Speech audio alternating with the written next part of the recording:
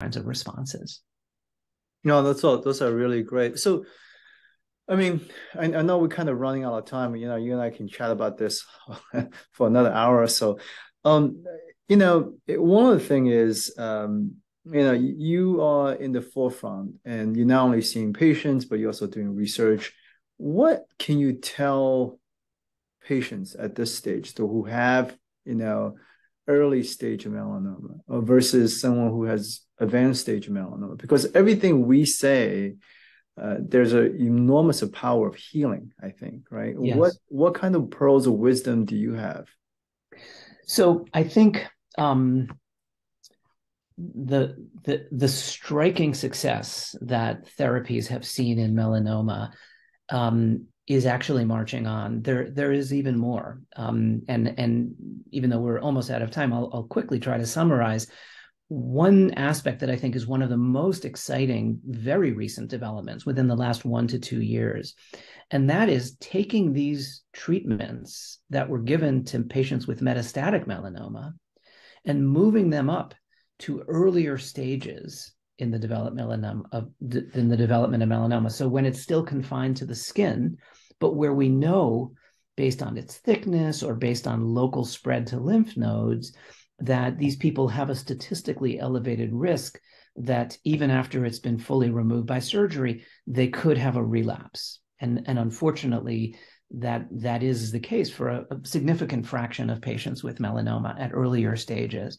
And so some recent trials have tested those very same drugs now in the earlier phases and seen significant benefit, major benefit, as measured by the lower likelihood of relapsing within a couple of years afterwards.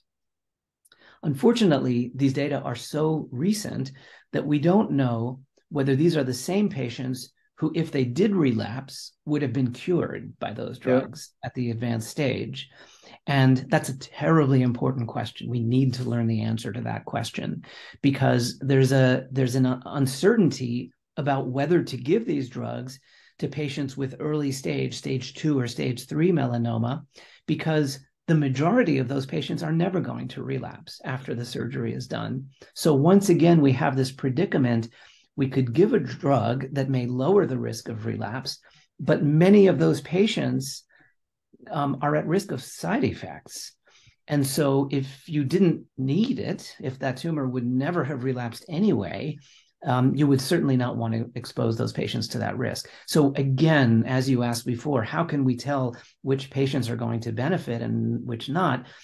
Research is terribly important to try and figure that out. What features will predict the patients at greatest risk of having a relapse and potentially responding to these drugs, so that we can really appropriately tailor the therapy for the patients who will benefit from it the most.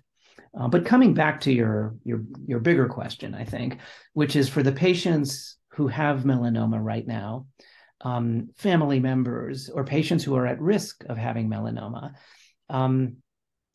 many people would say in the history of the disease, this is the time to get it, if God Yeah. forbid you need to get it, because we have Completely. greater tools than we ever have had before. And the research engine is running, and it is running at 100 miles an hour.